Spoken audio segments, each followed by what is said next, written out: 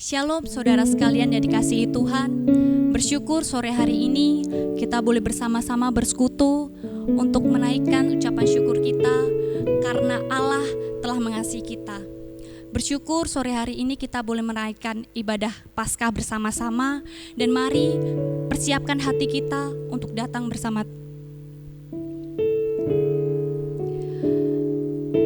Kami bersyukur Tuhan buat kasih-Mu.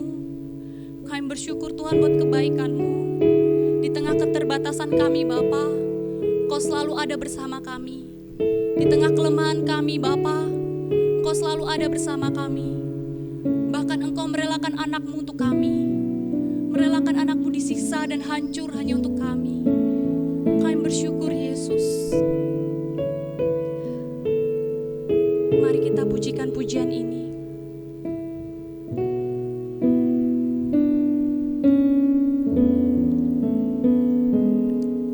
Karena begitu besar kasih-Nya kepada diriku, diberikan anak-Nya yang tunggal menyelamatkanku. Dengan harga yang mahal Kau bayar lunas semua dosaku. Kau rela disiksa dan hancur berkorban bagiku. Kau anak domba Allah, mati gantikan aku. Tubuh-Mu yang terpecah pulihkanku.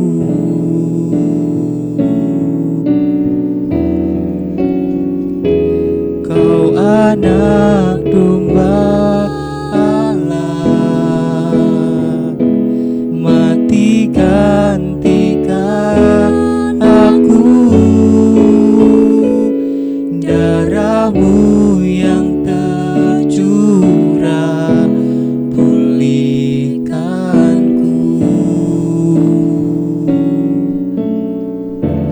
Pulihkanku. Dengan harga yang mahal Tuhan, Engkau membayar lunas kami. Dengan harga yang mahal Kau bayar lunas semua dosaku. Kau rela disiksa dan hancur berkorban bagiku. Kau anak domba Allah, mati gantikan aku. Tubuh-Mu yang terpecah pulihkanku.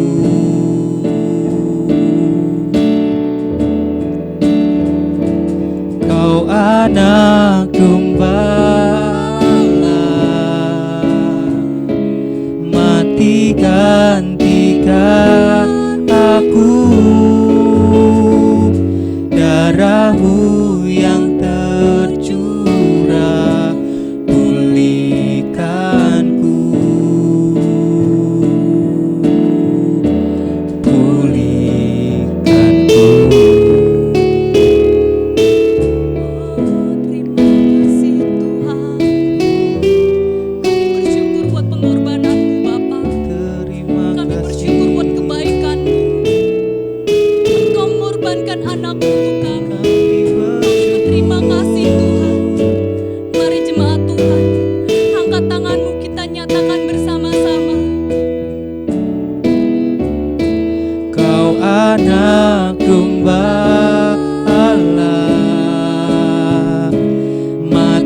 gantikan aku, tubuhmu yang terpecah pulihkanku.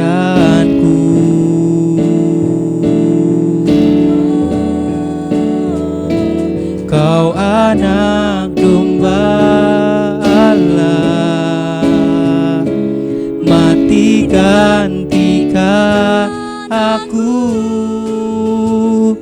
darahmu yang tercurah pulihkanku,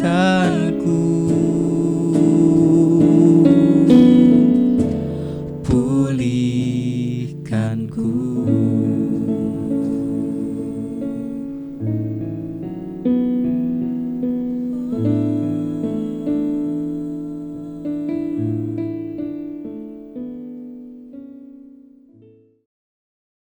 Yang kami kasihi Bapak, Ibu, Saudara sekalian, selamat Hari Raya Paskah.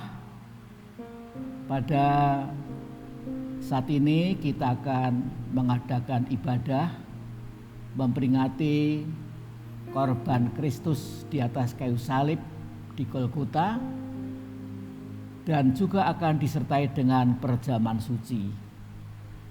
Nanti setelah kita mengadakan perjamuan suci, kita juga akan memberikan persembahan kasih. Persembahan kasih untuk membantu pemerintah dalam mengatasi pandemi COVID-19 ini atau virus corona. Yang nanti kalau sudah kita kumpulkan semua, kita akan kirimkan ke rekening Badan Pekerja Harian Gereja Betel Indonesia di Jakarta. Puji nama Tuhan.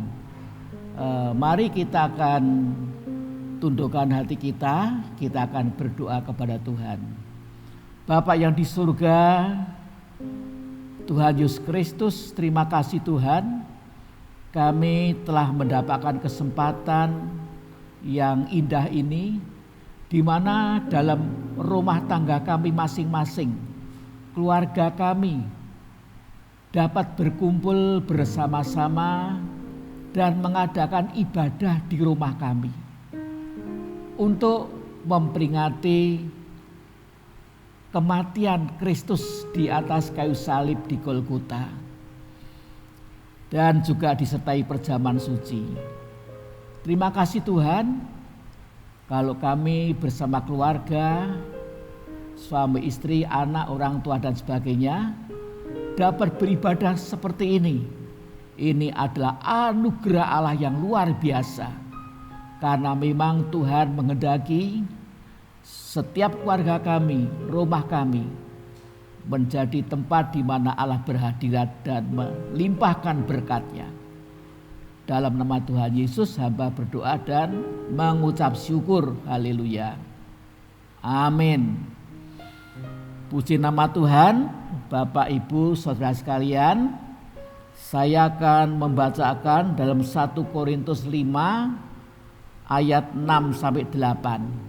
Jadi tema khotbah kita, ya, tema firman Allah yang kita akan dengar yaitu menjadi adonan baru. Menjadi adonan baru, ya, karena memang inilah yang menjadi tujuan dari korban Kristus. 1 Korintus 5 ayat 6 sampai 8 mengatakan sebagai berikut. Kemegahanmu tidak baik. Tidak tahukah kamu bahwa sedikit ragi mengkamiri seluruh adonan? Buanglah ragi yang lama itu, supaya kamu menjadi adonan yang baru. Sebab kamu memang tidak beragi. Sebab anak domba Paskah kita juga telah tersembelih, yaitu Kristus. Karena itu, marilah kita berpesta bukan dengan ragi yang lama, bukan pula dengan ragi keburukan dan kejahatan, tetapi dengan roti yang tidak beragi, yaitu kemurnian dan kebenaran. Haleluya, ya. Oleh pengorbanan Kristus di kayu salib, kita dijadikan adonan yang baru, ya. Apa yang dimaksud dengan kita dijadikan adonan yang baru? Yaitu kita dijadikan menjadi manusia baru, ya, manusia baru yang sudah dihapus dosa-dosa kita oleh darah Yesus, yang bisa menghapus segala dosa kita sampai bersih hanya oleh kuasa darah Yesus. Perbuatan-perbuatan baik dan amal kita itu tidak bisa menghapus dosa kita, ya. Sebab setelah Adam dan Hawa jatuh ke dalam dosa, maka seluruh keturunan Adam menjadi manusia yang berdosa, memiliki kodrat dosa, sifat dosa, tabiat dosa, ya. Jadi dosa itu hanya bisa dihapus satu-satunya oleh kuasa darah Yesus Kristus. Bagi kita yang percaya, maka kita akan mengalaminya itu. Dalam Injil Yohanes 1 ayat yang ke-29, di sana dikatakan, pada keesokan harinya Yohanes, ya, Nabi Yohanes melihat Yesus datang kepadanya, dan ia berkata, lihatlah anak domba Allah yang menghapus dosa dunia. Ya, Nabi Yohanes Pembaptis mengatakan, kalau dia melihat Yesus, lihatlah anak domba Allah, ya, yang menghapus dosa dunia. Ya, Yesus disalibkan di atas kayu salib sebagai anak domba Allah yang menumpahkan darahnya, dan darahnya itu berkuasa menghapus segala dosa manusia yang ada di dunia ini. Ya, ini merupakan firman Tuhan, dan firman Allah itu ya dan amin. Ya, dalam Efesus 4 ayat yang ke-23 dan 24 dikatakan, supaya kamu dibaharui dalam roh dan pikiranmu. Setelah dosa kita dihapus oleh darah Yesus, dan kita menjadi manusia yang baru, manusia yang dosanya sudah dihapus bersih, ya, itu bagaikan satu adonan yang baru, yang tanpa ragi. Ragi itu menggambarkan dosa, ya. Puji nama Tuhan. Nah, setelah kita dihapus dosa kita oleh darah Yesus, maka kita harus mengalami pembaharuan, ya, dalam roh, yaitu hati kita dan pikiran atau jiwa kita. Supaya kamu dibaharui dalam roh dan pikiranmu, berarti pembaruan hati dan jiwa, dan mengenakan manusia baru, menjadi adonan yang baru, yang tanpa ragi, tanpa dosa, yang diciptakan menurut kehendak Allah di dalam kebenaran dan kekudusan yang sesungguhnya, ya, yang menjadikan kita ini menjadi manusia baru, adonan yang baru, tanpa ragi, tanpa dosa. Itu adalah Allah, ya. Bagi Allah tidak ada yang mustahil. Puji nama Tuhan, kita punya Allah yang hidup, yang akan mengubah hidup kita dari manusia lama yang penuh dosa menjadi manusia yang baru, yang tanpa dosa, menjadi adonan yang baru. Dalam suratan Kolose pasal 3 ayat 9 dan 10 mengatakan, jangan lagi kamu saling mendustai, karena kamu telah menanggalkan manusia lama serta kelakuannya. Telah menanggalkan manusia lama kita dan kelakuannya. Kapan itu? Kapan? Yaitu ketika kita dibaptiskan air. Ya, dibaptiskan air berarti dikuburkan bersama Kristus. Apa yang dikuburkan? Manusia kita yang lama harus turut disalibkan bersama Kristus dan dikuburkan, ditanggalkan dan dikubur dalam baptisan air, ya.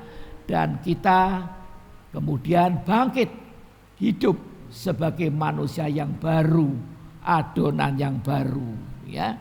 Puji nama Tuhan, ya.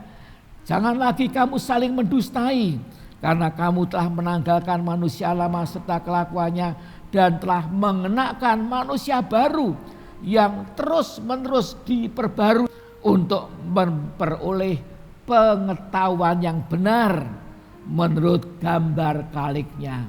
Ya, menurut gambar kaliknya atau gambar penciptanya, ya. Puji nama Tuhan. Gambar Allah dikembalikan kepada kita. Sebagai manusia baru, maka gambar citra Allah yang tadinya sudah rusak dikembalikan kepada kita. Ini pekerjaan Roh Kudus yang ajaib, ya. Ya, manusia baru adalah manusia tanpa ragi atau tanpa dosa, ya. Ragi itu bayangan dosa. Bagaikan adonan yang baru menjadi adonan baru tanpa ragi berarti siap untuk diolah, ya. Kalau adonan itu kan belum jadi roti, ya.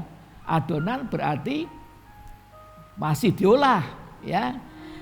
Ya, berarti menjadi adonan yang baru, manusia yang baru siap untuk diolah, ya. Diolah oleh Tuhan untuk dijadikan roti tanpa ragi. Kalau adonannya tanpa ragi, rotinya nanti kalau jadi juga roti yang tanpa ragi. Nah, jika masih ada ragi tidak bisa diolah. Ya, adonan itu kalau masih ada ragi tidak bisa diolah sebab yang direncanakan yaitu roti tanpa ragi. Ya, kita harus bersedia diolah oleh Tuhan untuk menjadi sama dengan Yesus Kristus. Sebab hal ini merupakan program Allah yang tidak bisa ditawar, ya. Merupakan program yang besar, mega plan Allah yang tidak bisa ditawar, ya. Jadi ini tujuan dari korban Kristus, ya. Bukan hanya supaya kita diampuni dosa lalu selamat masuk surga, tidak, tapi untuk diolah menjadi roti yang tanpa ragi. Roti yang tanpa ragi itu adalah roti yang hidup, ya. Tuhan Yesus adalah roti hidup yang turun dari surga, yang turun dari surga. Ia datang ke dunia ini tanpa dosa, tanpa ragi, ya. Tuhan Yesus berulang kali dalam Injil Yohanes mengatakan, akulah roti hidup yang turun dari surga. Nah, kita juga sedang dibentuk oleh Tuhan diolah menjadi roti yang hidup, roti yang tanpa ragi seperti Kristus, ya. Dalam surat Yohanes, ya, 1 Yohanes 2 ayat 5 dan 6 mengatakan, tetapi barang siapa menuruti firman-Nya, ya, barang siapa menuruti firman-Nya, siapa saja, ya, di dalam orang itu sungguh sudah sempurna kasih Allah. Dengan itulah kita ketahui bahwa kita ada di dalam Dia, di dalam Kristus. Ayat yang ke-6, barang siapa mengatakan bahwa ia ada di dalam Dia, oh saya ada di dalam Yesus, saya miliknya Yesus, ia wajib hidup sama seperti Kristus telah hidup. Ia wajib hidup sama seperti Kristus telah hidup. Kalau Kristus itu roti yang hidup, ya, roti tanpa ragi, maka kita harus juga bersedia diolah menjadi roti yang hidup, roti tanpa ragi, roti tanpa dosa, seperti Tuhan Yesus, ya. Nah, pasti kalau kita memasuki pengolahan, proses untuk dijadikan roti yang hidup, ya, roti tanpa ragi, bukanlah hal yang mudah, ya. Ini penuh dengan perjuangan, ya, penuh dengan mungkin penderitaan. Tetapi jangan takut, karena Roh Kudus Dia hadir sebagai penolong yang memampukan kita untuk bisa menyerah kepada Tuhan di proses panjang hidup kita, dan betul-betul kita menjadi manusia baru, manusia yang suci kudus, yang tidak lagi bertabiat dosa, tidak lagi melakukan dosa. Ya, jadi ada Roh Kudus sebagai penolong. Di samping itu ada rekan-rekan kita yang membantu, yang mendoakan, yang menuntun. Puji nama Tuhan, karena kita adalah anggota tubuh Kristus. Di dalam Injil Yohanes 6 ayat 35. Yohanes 6 ayat 35. Kata Yesus kepada mereka, "Akulah roti hidup. Akulah roti hidup. Barang siapa datang kepadaku, ia tidak akan lapar lagi. Dan barang siapa percaya kepadaku, ia tidak akan haus lagi." Saya ulangi ya. Kata Yesus kepada mereka, "Akulah roti hidup. Barang siapa datang kepadaku, ia tidak akan lapar lagi. Dan barang siapa percaya kepadaku, ia tidak akan haus lagi." Kita adalah anggota tubuh Kristus. Sehingga saya dan saudara merupakan representasi, ya, representasi atau perwakilan Kristus di muka bumi ini. Dunia mengenal Kristus sebagai roti hidup, kalau kita juga menjadi roti hidup, roti tanpa ragi, ya, puji nama Tuhan. Roti yang dipenuhi dengan kemurnian dan kebenaran.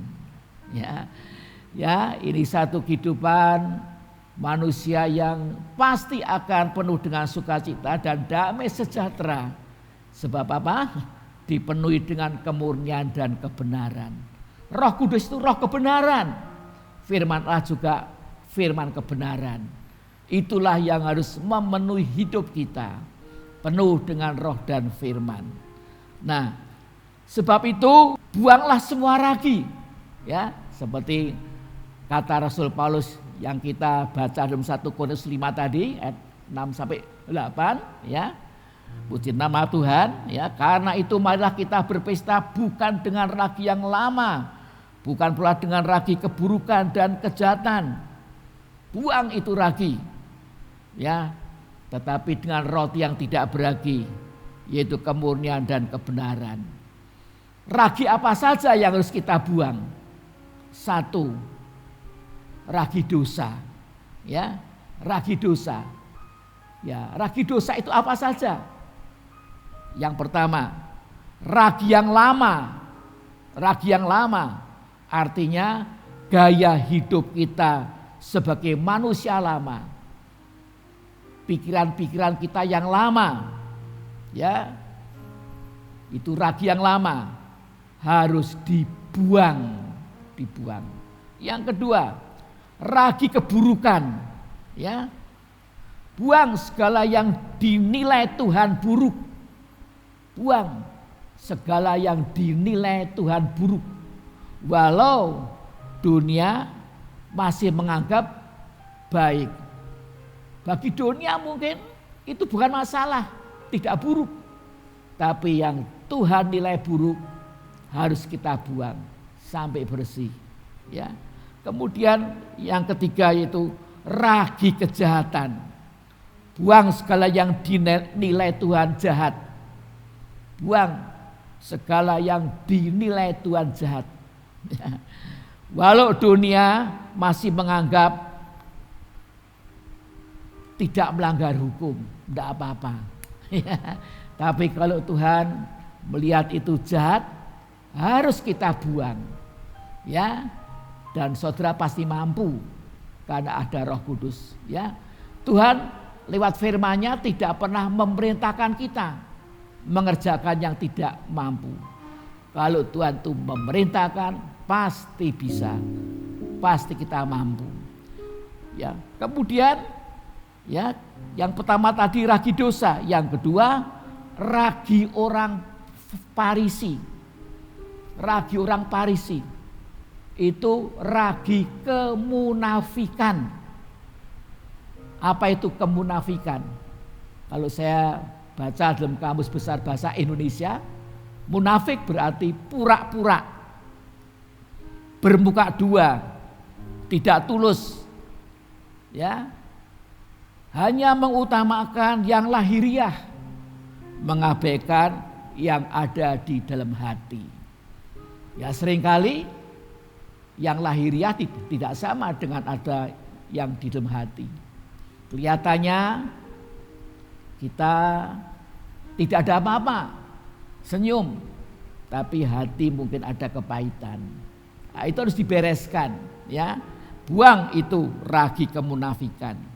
Dalam Injil Lukas 12 ayat yang ke-1, Lukas 12 ayat yang ke-1, di sana dituliskan, sementara itu beribu-ribu orang banyak telah berkerumun sehingga mereka berdesak-desakan.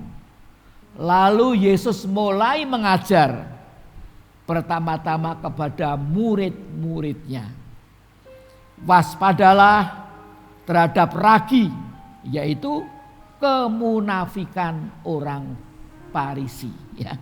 Waspadalah terhadap ragi, yaitu kemunafikan orang Farisi. Orang Farisi adalah tokoh-tokoh agama Yahudi. Ya, seringkali mengajarkan firman, tapi perilakunya tidak sesuai dengan apa yang mereka ajarkan. Nah, ini termasuk munafik. Yang ketiga, apalagi? Ragi orang Saduki. Ragi orang Saduki. Ya. Orang Saduki itu menolak segala yang supernatural, menolak mujizat, menolak atau tidak percaya kepada kebangkitan orang mati. Tidak percaya, ya. Nah, dalam Injil Matius 16 ayat yang ke-6, Yesus berkata kepada mereka, berjaga-jagalah dan waspadalah terhadap ragi orang Farisi dan Saduki. Ya. Ya. Di dalam Injil Matius 16 ayat yang ke-12. Ketika itu barulah mereka mengerti bahwa bukan maksudnya supaya mereka waspada terhadap ragi roti. Yesus tidak bicara soal ragi roti, melainkan terhadap ajaran orang Farisi dan Saduki. Ya. Ragi orang Saduki itu adalah ajaran orang Saduki. Ya, dalam Injil Matius 22 ya, ayat 23 sampai 33, saya akan baca ayat yang ke-1 saja. Pada hari itu datanglah kepada Yesus beberapa orang Saduki yang berpendapat bahwa tidak ada kebangkitan. Tidak ada kebangkitan orang mati, ya. Mati sudah jadi tanah, ya toh. Sudah jadi debu, sudah matinya ratusan tahun, mosok bisa bangkit. Ya, tulangnya saja sudah hancur semua, ya. Nah, kemudian ayat yang ke-29, Yesus menjawab mereka, menjawab orang Saduki, kamu sesat sebab kamu tidak mengerti kitab suci maupun kuasa Allah. Tidak mengerti kitab suci karena tidak percaya tidak mengerti kuasa Allah karena tidak percaya hal-hal yang supernatural. Ya, itu adalah pengajaran orang Saduki. Kuasa Allah adalah kuasa supernatural. Mereka tidak mengerti sebab tidak percaya. Merasa sudah mengerti kitab suci tetapi sesungguhnya belum mengerti. Akhir zaman ini ada teologia. Ya, ada teologia. Tetapi menentang segala sesuatu yang supernatural. Mudah menuduh sesat. Mudah menuduh sesat kepada hal-hal yang supernatural. Nah, kalau demikian itu ya ada unsur-unsur ajaran orang Saduki. Yang keempat, ragi apa lagi? Ragi Herodiani. Ya, ini harus kita buang. Ini ragi keduniawian, mencari hormat dan kemuliaan melalui gerakan politik yang jahat. Itu orang-orang Herodiani, ya. Herodian adalah golongan politik yang muncul di era Romawi. Di zaman Kekaisaran Romawi merupakan partai politik yang beranggotakan orang-orang Yahudi dari berbagai macam sekte keagamaan. Mereka mendukung dinasti Herodes Agung. Jadi perjuangannya itu mempertahankan dinasti Herodes Agung. Ini orang Herodiani. Orang-orang Yahudi banyak yang ikut partai ini, ya. Nah, ini merupakan ragi, ya. Nah, orang-orang Herodiani pernah berkomplot dengan orang-orang Farisi untuk memojokkan Yesus. Nah, sekarang di zaman yang penuh dengan pergolakan politik ini, kita sebagai orang-orang Kristen jangan sampai terkena ragi politik yang jahat. Ya, harus hati-hati, ya. Jangan sampai tertipu iblis, ya. Yang terakhir, yang kelima, ragi orang Galatia. Ragi orang Galatia. Ini ragi legalisme. Apa artinya? Legal itu artinya sesuai dengan hukum, peraturan, menekankan ibadah tata lahir, tidak di dalam Roh Kudus. Ya, yang dipentingkan itu yang lahiriah. Ya, bagi ragi orang Galati ini, ragi orang Galati itu berarti mencampurkan Injil dengan hukum Taurat, mencampurkan Taurat dengan kasih karunia. Sebab itu mereka masih melakukan sunat lahiriah. Aturan-aturan Taurat masih dilakukan, dicampur. Ya, mungkin kalau ibadah harus hari Sabat, itu peraturan Taurat, ya. Tidak boleh ya makan ini dan itu, ya, seperti yang diajarkan oleh hukum Taurat. Nah, dalam Galati pasal 5 ayat 4 dan 5 mengatakan, kamu lepas dari Kristus jikalau kamu mengharapkan kebenaran oleh hukum Taurat. Kamu hidup di luar kasih karunia, di luar anugerah kalau masih melakukan hukum Taurat itu. Sebab oleh Roh Kudus dan karena iman kita menantikan kebenaran yang kita harapkan.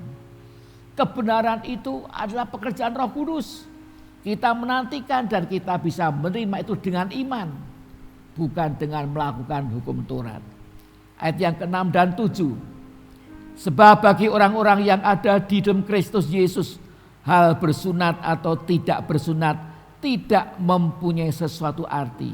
Hanya iman yang bekerja oleh kasih. Ya, hanya iman yang bekerja oleh kasih. Dahulu kamu berlomba dengan baik. Siapakah yang menghalangi kamu tidak menuruti kebenaran lagi?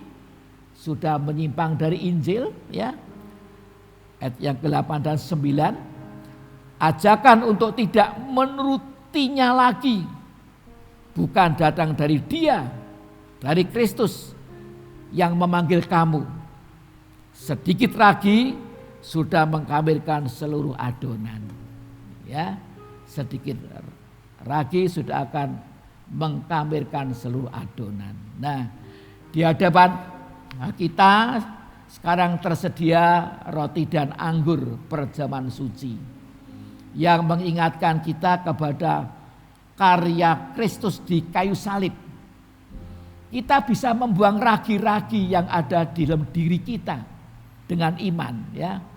Kita bisa membuang ragi-ragi yang ada di dalam diri kita dengan iman dan dengan mengakuinya di hadapan Tuhan. Oh Tuhan, ampuni, saya masih ada ragi keburukan, masih ada ragi kenajisan, masih ada dosa, masih ada kepahitan, dendam. Diakui saja. Tuhan, ampuni Tuhan, selama ini hamba tidak mengerti firman. Ya, hamba telah memeluk ajaran yang salah. Ya, hamba munafik seperti orang Farisi. Ya, hamba seperti orang Saduki. Ya, kadang-kadang tidak percaya kepada mukjizat, tidak percaya pada kesembuhan ilahi, tidak percaya kepada bahasa roh. Minta ampun. Ya, minta agar Tuhan membuang hal-hal yang seperti itu. Ya, puji nama Tuhan. Ya, ya, dengan mengakuinya di hadapan Tuhan sambil mohon ampun kepada Tuhan dan minta kelepasan kepada Tuhan. Kemudian dilanjutkan dengan tindakan-tindakan nyata dari kita untuk berubah dengan tegas. Setelah kita bereskan di hadapan Tuhan, kita harus ada tindakan yang nyata. Ya, bukan santai-santai, bukan pasif. Buang ajaran-ajaran yang tidak benar. Mulai bertekun di dalam ajaran yang benar. Ikut pemuritan, perhatikan setiap firman, ya. Penuhlah dengan Roh Kudus sehingga kita memiliki pikiran dan perasaan seperti yang dimiliki Kristus. Ya, jadi manusia baru itu pikiran dan perasaannya juga berubah. Harus diperbarui terus sehingga kita memiliki pikiran dan perasaan Kristus. Ya, kita bisa memiliki perasaan Kristus kalau kita dipenuhkan Roh Kudus. Kita bisa memiliki pikiran Kristus kalau kita bertumbuh terus dalam pengajaran firman Tuhan yang benar.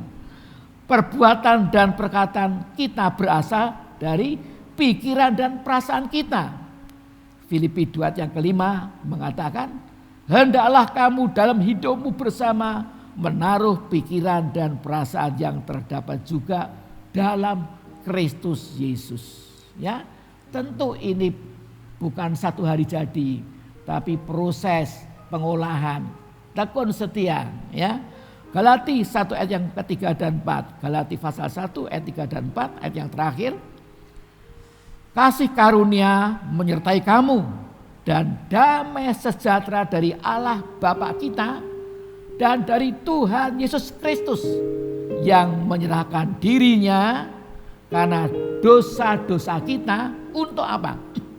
Untuk melepaskan kita dari dunia jahat yang sekarang ini menurut kehendak Allah dan Bapa kita.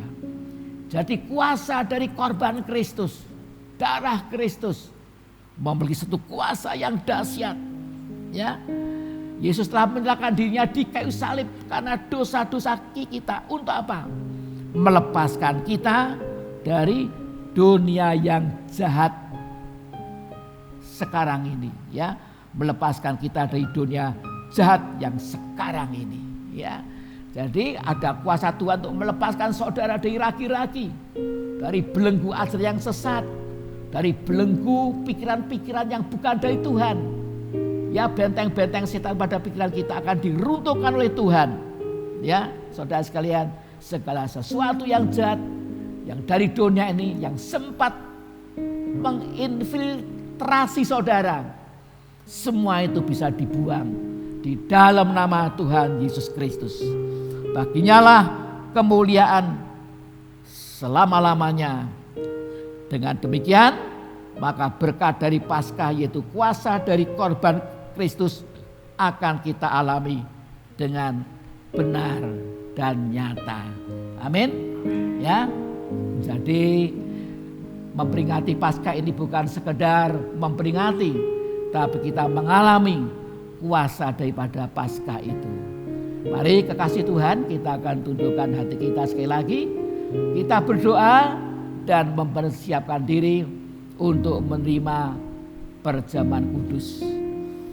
Haleluya, Bapa yang di surga, Tuhan Yesus Kristus, pengorbananmu di kayu salib Gunung Golgota memiliki kuasa yang besar. Karena engkau bukan saja mati di kayu salib dikuburkan, tapi pada hari yang ketiga engkau bangkit dari kubur.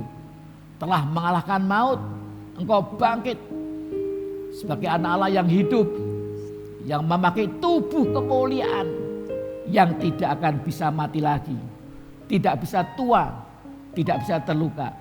Engkau telah menang mengalahkan maut, engkau telah menang mengalahkan neraka, menang mengalahkan kutuk dan dosa. Maka di dalam kuasa korban Kristus ini ya Tuhan, ada kelepasan yang besar, ada kuasa untuk membuang semua ragi, sehingga kami dapat menjadi manusia baru, adonan baru, haleluya, yang terus akan dikerjakan oleh Tuhan, diolah menjadi roti yang tanpa ragi, menjadi manusia yang tanpa dosa seperti Kristus, dan menjadi berkat, menjadi kesaksian. Terima kasih Tuhan, dan kami percaya keluarga kami akan mengalami satu perubahan yang begitu luar biasa, menjadi keluarga keturunan ilahi, keluarga kerajaan Allah yang diberkati, dilindungi, dipulihkan dan disembuhkan oleh Tuhan. Terima kasih Tuhan, berkatilah roti dan anggur perjamuan suci ini yang sebentar akan dibagikan. Engkau memberkati ya Tuhan. Terima kasih Bapa. Dan kami percaya kuasa dari korban Kristus bekerja, sehingga kalau ada di keluarga kami yang sakit, disembuhkan oleh Tuhan dalam nama Yesus. Sakit apapun, kuasa kesembuhan berlaku, menjadi sembuh, mujizat terjadi. Kalau terjadi satu perselisihan, ketidakcocokan satu sama lain, Engkau akan memperdamaikannya, Engkau akan menyatukannya ya Tuhan. Haleluya.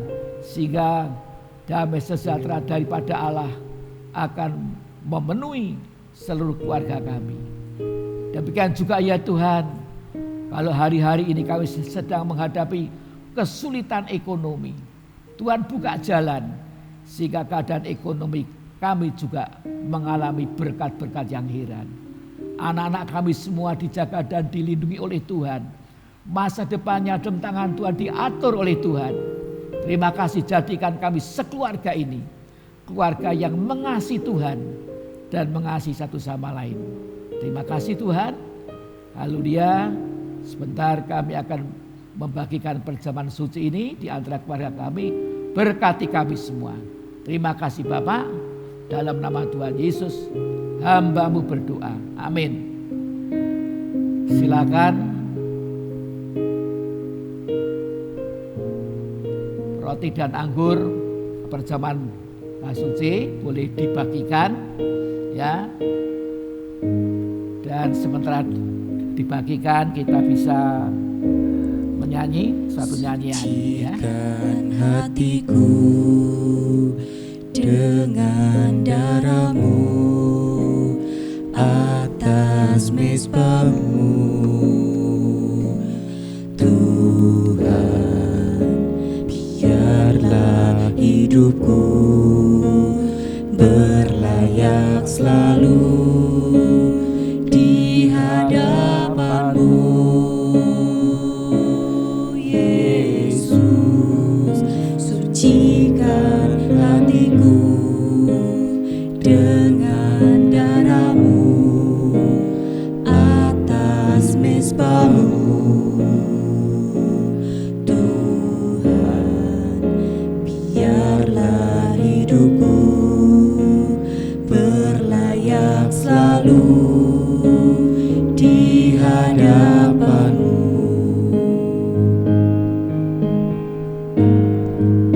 Dalam hidup ini ku mau selalu dalam rencana-Mu. Tuntunlah hidupku Tuhan dengan kuasa Roh Kudus-Mu,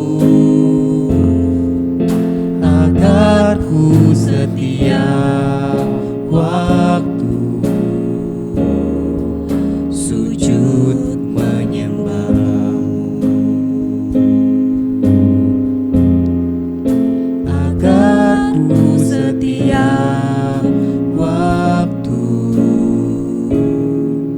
sujud menyembah-Mu. Puji nama Tuhan.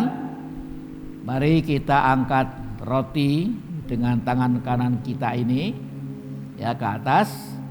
Saya akan bacakan firman Tuhan 1 Korintus 11 ayat yang ke-23 dan 24. Sebab apa yang telah kuteruskan kepadamu telah aku terima dari Tuhan, yaitu bahwa Tuhan Yesus pada malam waktu ia diserahkan mengambil roti, dan sesudah itu ia mengucap syukur atasnya. Ia memecah-mecahkannya dan berkata, inilah tubuhku yang diserahkan bagi kamu. Perbuatlah ini menjadi peringatan akan aku. Mari saudara sekalian, kita akan makan roti ini yang merupakan lambang dari tubuhnya Yesus yang dihancurkan di kayu salib di Gunung Golgota. Dalam nama Tuhan Yesus.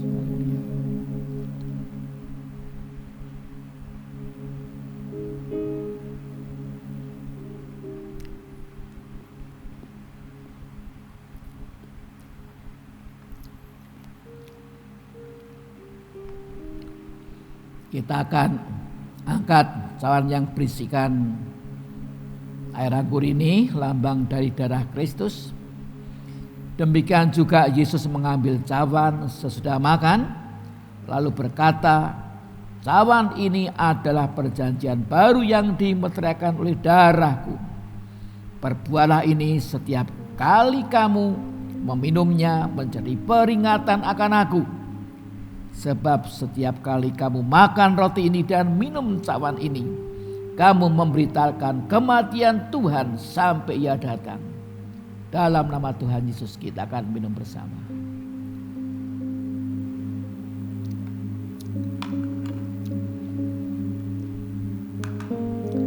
Terima kasih Tuhan. Terima kasih pada petang ini kami bersama-sama telah bersekutu dengan Engkau ya Tuhan. Dalam kuasa firman dan Roh-Mu. Serta bersekutu dengan Tuhan dalam perjamuan kudus ini. Menikmati roti dan anggur. Perjamuan suci, perjamuan kudus. Bersekutu dengan pengorbanan-Mu di kayu salib. Kami percaya ya Tuhan, Roh-Mu akan terus bekerja. Memberikan kelepasan kepada kami.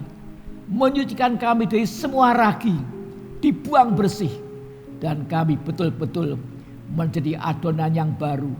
Manusia yang baru. Yang terus-menerus diperbarui oleh Tuhan Yesus. Menjadi manusia Allah yang berkodrat ilahi. Yang disempurnakan. Yang siap menyongsong kedatangan Tuhan. Yang sudah di ambang pintu. Terima kasih Tuhan.